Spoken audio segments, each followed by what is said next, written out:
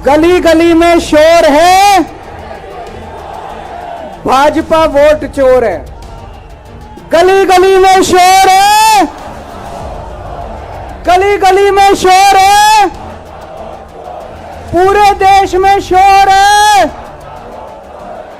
अक्सर आरोप लगते थे कि बीजेपी चुनाव गड़बड़ करके जीतती है, बीजेपी चुनाव वोटों की चोरी करती है, ईवीएम में हेराफेरी करती है, वोटर लिस्ट में से नाम कटवा देती है, फर्जी नाम जुड़वा देती है।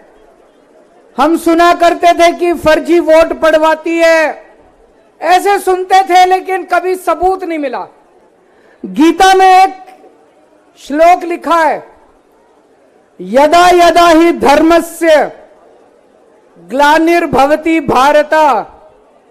जब जब इस पृथ्वी के ऊपर बहुत ज्यादा पाप हो जाता है तो फिर ऊपर वाले को पृथ्वी के ऊपर आना पड़ता है।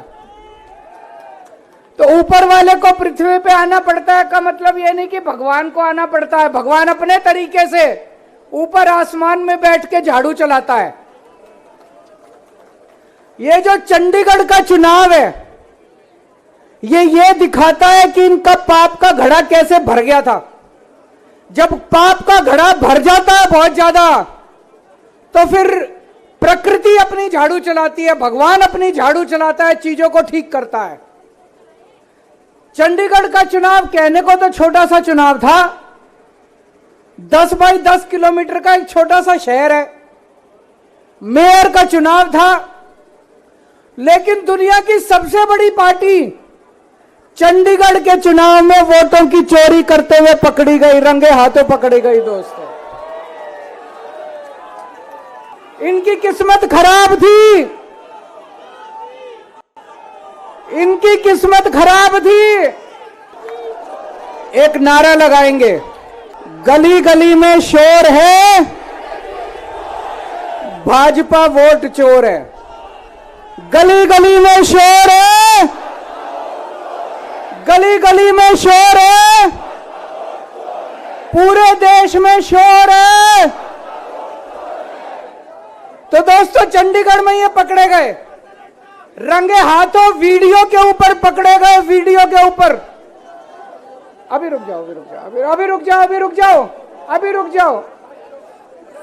एक बारी मेरे को बोल लेने दो, अभी रुक जाओ। मैं थोड़ा सा, जिन जिन लोगों को चंडीगढ़ वाला किस्सा नहीं पता, मैं पूरा किस्सा सुना देता हूं।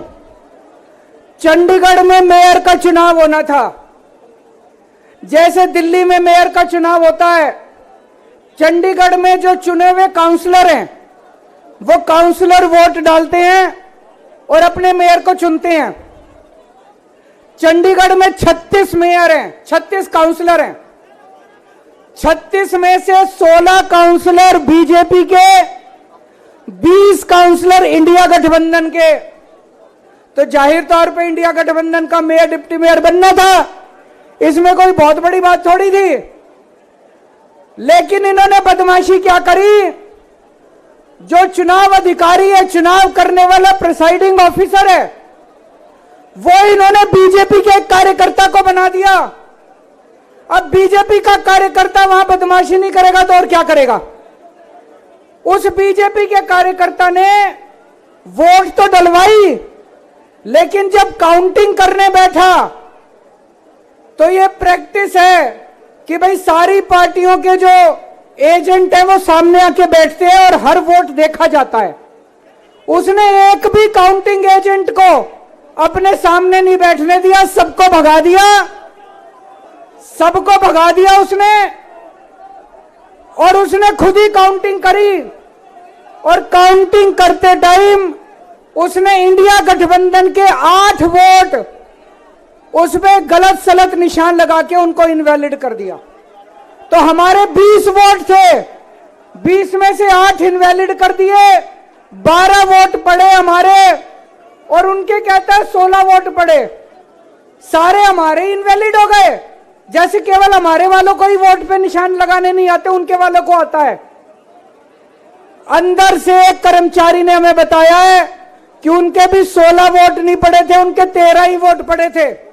अब किसी को नहीं पता कितने वोट पड़े, किसी को नहीं पता किसके कितने वोट पड़े, काउंटिंग एजेंट तो था ही नहीं। और उस चुनाव अधिकारी ने नतीजे घोषित कर दिए कि बीजेपी का मेयर बन गया। उनकी किस्मत खराब थी, वहां चारों तरफ कैमरे लगे पड़े थे। उस कैमरे में वो चुनाव अधिकारी इंडिया गठबंधन के वोटों के ऊपर कांटे मारता हुआ, निशान लगाता हुआ उसके अंदर कैप्चर हो गया, उसके अंदर दिखाई दे रहा है। और ये वीडियो पूरे देश के अंदर फैल गया। दोस्तों, चंडीगढ़ का मेयर हमारा बनता है कि उनका बनता है, ये जरूरी नहीं है, कोई जरूरी नहीं है। हम यहां पे कोई सत्ता के लिए नहीं आए, हमारा बने। चुनाव आते जाते रहते हैं, चुनाव होते रहते हैं, पार्टियां आती जाती रहती हैं, नेता आते जाते रहते हैं। नेता आज ये कल ये, आज ये पार्टी कल ये पार्टी, आज इसका मेयर कल इसका मेयर। देश के साथ खिलवाड़ नहीं होना चाहिए, हमारे जनतंत्र के साथ खिलवाड़ नहीं होना चाहिए। इन्होंने जो चुनाव के साथ खिलवाड़ करना शुरू किया है, इन्होंने जो जनतंत्र के साथ खिलवाड़ कैमरे के अंदर पकड़े गए, अगर ये चंडीगढ़ जैसे छोटे से चुनाव में इतनी बड़ी गड़बड़ कर सकते हैं, तो जाहिर है लोकसभा के और विधानसभा के चुनाव में तो पता नहीं कितनी बड़ी गड़बड़ करते होंगे, है कि नहीं है? पूरे देश के सामने आ गया किस तरह से गड़बड़ करते हैं। इनके लिए देश जरूरी नहीं है, इनके लिए जनतंत्र जरूरी नहीं है, केवल और केवल सत्ता के लिए ये किसी भी हद तक जा सकते हैं। सत्ता के लिए देश को भी बेच सकते हैं, सत्ता के लिए देश को भी दांव पे लगा सकते हैं। दोस्तों, हम ये कभी नहीं होने देंगे। अपने देश के साथ खिलवाड़ किसी हालत में नहीं होने देंगे, अपने जनतंत्र के साथ खिलवाड़ किसी हालत में नहीं होने देंगे। आज पूरे दिल्ली से, हरियाणा से, पंजाब से इतनी जनता आ रही थी यहां पे प्रदर्शन करने के लिए, सबको रोक दिया इन्होंने, पूरी दिल्ली को छावनी बना रखा है। क्यों भाई, क्यों भाई? आप जनता को कैसे आने से रोक सकते हो? कोई हिंसा करने के लिए थोड़ी आ रहे थे। हमारी आंदोलन से निकली हुई पार्टी है, बड़े बड़े आंदोलन किए। आपको क्या लगता है जनता को ऐसे रोक दोगे तो जनता की आवाज बंद हो जाएगी? और जनता की आवाज बुलंद होगी। जितना जनता को रोकने की कोशिश करोगे, जनता की आवाज और उतनी बुलंद होगी। जगह जगह से खबर आ रही है, हमारे एमएलए को जेल में डाल दिया, हमारे काउंसलर्स को जेल में डाल दिया, हमारे वॉलंटियर्स को जेल में डाल दिया, जो जनता आ रही थी उनको जेल में डाल दिया।